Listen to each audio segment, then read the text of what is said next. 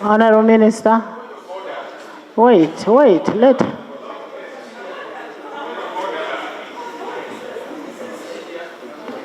Honorable Speaker, you have even told us that we have got new rules in this House because the intention is to see that we streamline and get orderly. There is a way we ought to operate. The Minister of State for Trade, the Honorable David Bahati, has come here and he has told us that he begs to lay a copy of I do not know what. Honorable Speaker, that's not the way procedurally bills are read for the first time. The Prime Minister is here. Madam Prime Minister, why don't you organize your cabinet? Because even Honorable Bahati has just been ambushed. If your Minister for Defense is not present, you say you are always in charge. Why don't you take charge? And the reason I'm insisting on this, Honorable Speaker, is because we have seen a certain draft making circulation. We want to be sure what is being laid. The one making circulation, according to what we have read, actually contravenes Article 92. Oh, I'm on point of order. Prime Minister, calm down. I'm on point of order. Just relax. The draft that we have seen making circulation, Right Honorable Speaker, contravenes Article 92, which says you cannot pass a law to upset a decision of court, because the Supreme Court said civilians have no jurisdiction under military courts. That's the one we are saying. We'll debate what is being laid here. We need to know. We'll debate the bill when it comes. Let it be laid. Can you get the certificate and lay on table?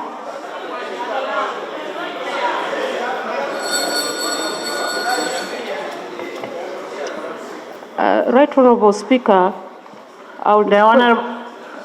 Right Honorable Speaker, I'm requesting that the second thing on the agenda should be read within a minute. The document is there.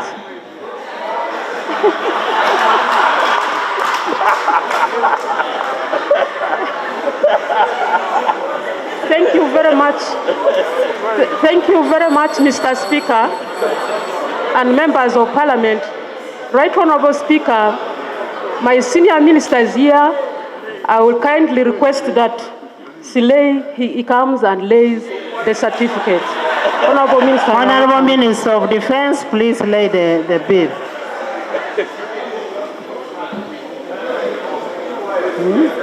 I take the pleasure to lay the copy of the certificate of financial implication.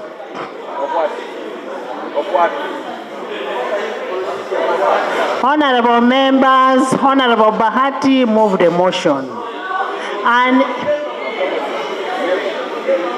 okay, Honorable please start afresh.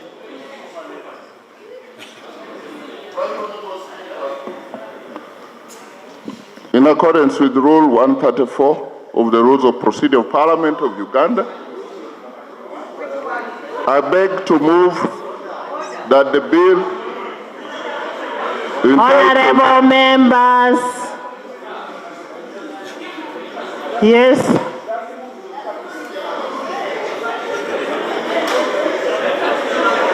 Right Honorable Speaker,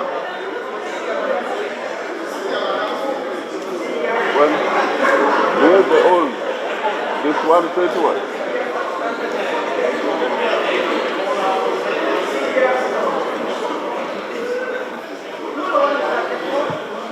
Honorable members, Rule 134 is on the first reading of the bill. If you don't know how to read, go ahead.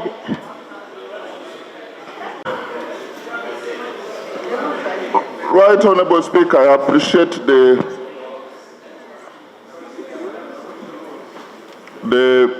House, the guidance I'm getting from you. I beg to move that the bill entitled the Uganda People's Defense Forces Amendment Bill 2025 be read for the first time.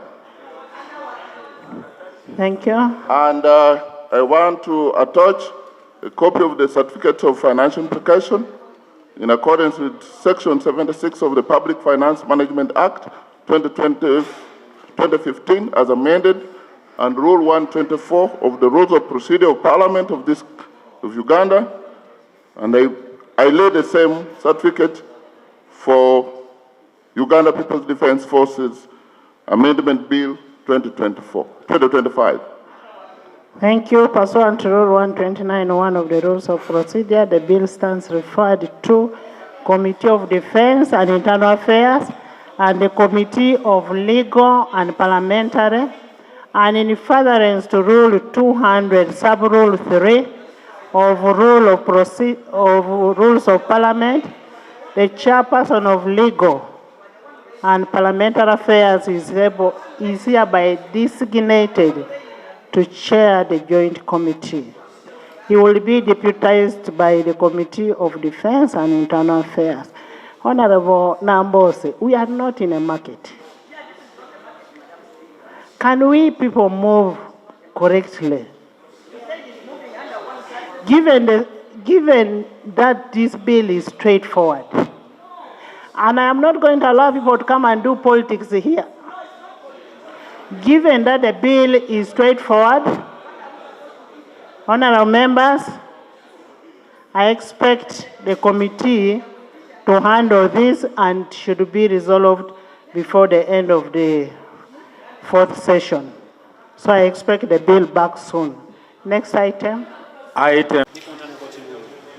Era nga bwe tubadde tubagamba era nga standi yaffe esigalayo tugamba nti etteeka ligobererwe, tuwe ekitiibwa ensalawo ya kkooti ensukulumu egamba nti abantu aba bulijjo baba civilians balina kuwozesebwa mu kkooti y'amagye.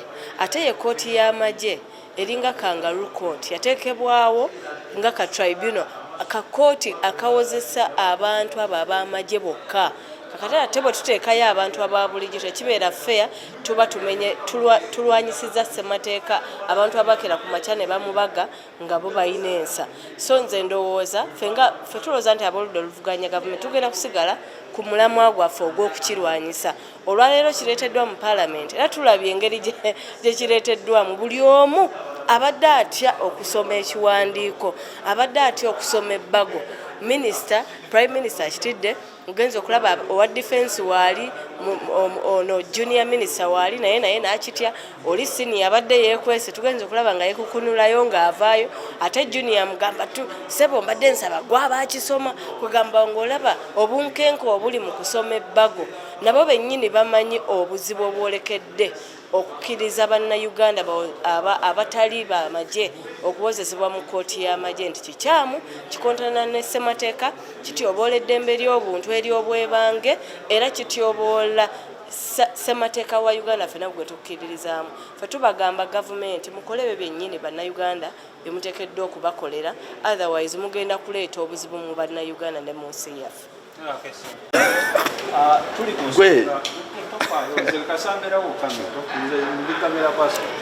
ku nsonga ekikundi kizze kyannaku nnyo nti gavumenti mutima gwayo omubi ekomezaawo era egezaako okukusa etteeka erya UPDF Act, naddala ogezaako okuwalaawala buto abantu ba bulijjo okubazza mu court martial.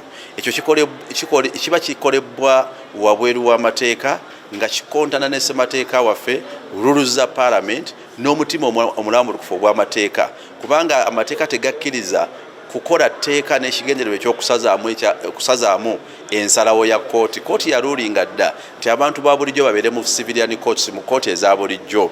Ekkooti ey'amagye esigale nga tribunal ey'abasirikale bali bakwata mondo, naye ogezaako okwanguyiriza etteeka n'ekigendererwa ekyokuzaayo abantu ba bulijjo kikyamu era tugenda wakanya etteeka lino ku mitendera gyalyo gyonna.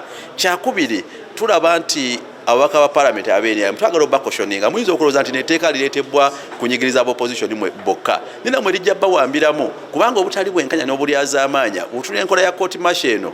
Ekisooka tegaba bbeiro ebbanga lyemaze abantu balimaaninga ebbanga lyonna.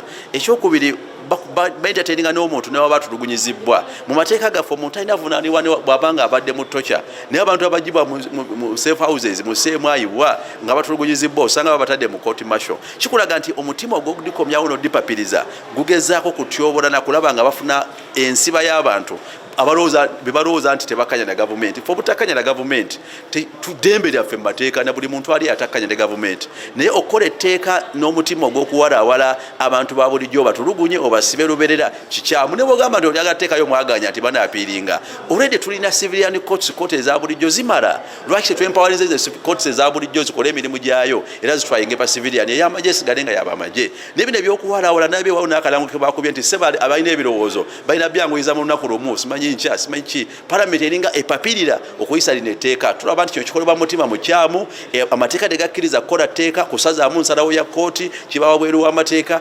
ekyokubiri omutima ogw'okulowooza nti kooti eno erina kubaawo lwampaka erina kubaawo erina okupapirizibwa ntitwagala okukoshoninga ababaka ba palamenti bonna awamu naddala ab'NRM tebakemebwa okulowooza nti bo bali immune ku buno obulyazaamaanyi obugenda okukolebwa nga bapapirira era nga balwana okuzaawo eno kooti kyabulabe nnyo eri enfuga ey'amateeka olaba ne balooya obulooya mu fair hearing bwetamu balooya olaba nti bafunye obuzibu mu kugenda mu kooti zino situwagala fair hearing ebenga eba protected naddala okuba nti bannansi ba civilian babeere mu kooti eza bulijjo oba abamagye bagala ekkooti yaabwe ebeere yaabwe yaki yamagye dani okuwalaawala ngaobwaire batadde mu tteeka lino tulaba nga kiba kikolebwa ekisooka mu kupapirira wabweru w'amateeka ate mu mutima mubi tulowooza tugenda kukiwakanya ku mitendera gyonna naye ate n'okukivumirira twagala n'okukoshoninga ababaka ba palamenti ab'NRM tebalowooza nti bali immune nawe mwadde mu ntalo oli mwadde mu bumyufu wamwe nga twaba mwekuba eŋŋumi kati watya nga alina connection n'amagye yajja akozesa amagye buga kutwale mu court martial bakusibe oluberera kubanga papasi ya court martial ebadde lagire kulimandinga muntu nabeerayo emyaka 10 myaka ameka tebaba nazitwayo zimanyikiddwa mu mateeka kulimandinga muntu nakutulugunya gwe balowooza nti alina otulugunyizibwa kumumma mukisa gwakwewozaako wadde kweyimirirwa ekyo kiba kikyamu era mutima oguleeta alina etteeka mubi tulowooza nti terisaanidde ddala kuba nti lireetebwa era wadde lireetedwa terisaanidde kuba nti liyisibwa buli muntu kimukwatako era tulivumirira kubanga kooti z'amagye zize zikozesebwa okutulugunya abantu abatawagira gavumenti eno nti ono awakanya gavumenti nga bwe mwalaba Honorable Kyagulanyi yali mu Arua ne bakwata emundu ne baziteeka mu kisenge kye ne bagamba nti zino emundu yabadde nazo tumutwala mu court martial of course eventually byabatabukako n'emundu kati tumanyi wawe zaalaga naye bajja kikozesa bazze bakikozesa ne baga nti kakati abantu bano abantu 30 babasanze n'essasi limu ne bajja mu nnyumba y'ogwo opposition oba omuntu yenna gavumenti gwetayagala nti katugenda kukolako search beebuzaabuze bagambe nti wano tusanzeewo pistol batusanzeewo essasi limu ate nga bebazze nalyo bakutwale mu court martial eyo tulina abantu abamazeyo emyaka n'ebisiibo Bayasini Machete Bakalanzi n'abalala myaka ena bagenda mu myaka 5 tebawozesebwanga obujulizi tebuleetebwanga naye olwokubanga gavumenti kooti z'amagye zikozesa okutulugunya abantu kijanguyira kyovudula baffe tugamba nti nedda tutambule ku kiri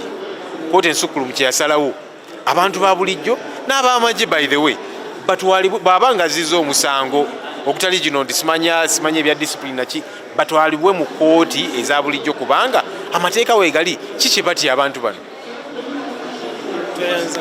yamama mbabazi ejjinja kati abo bose abawuba amakooti wano nga Kayinero gaba abatumi musabe bulamu gyagenda okulya nti bose bamusibye ali mu court martial twasangayo Samuel Ngola minisita mweno gavumenti ya Museveni ekiseera kye baadde bawozesa Besigye nga naye alinayo omwanyina ali mu court martial arajana so nsuubira nti babaka ba palamenti bana abalimuko amagezi niwe gaba ga kitundu buli omu ateeka okulwanyisa etteeka lino nga talirwanyisa ku lwa muntu mulaba buli alirwanyisa ku lulwe otherwise Museveni talina mukwano alinga mpologoma enjala we muluma mulinanye gwalya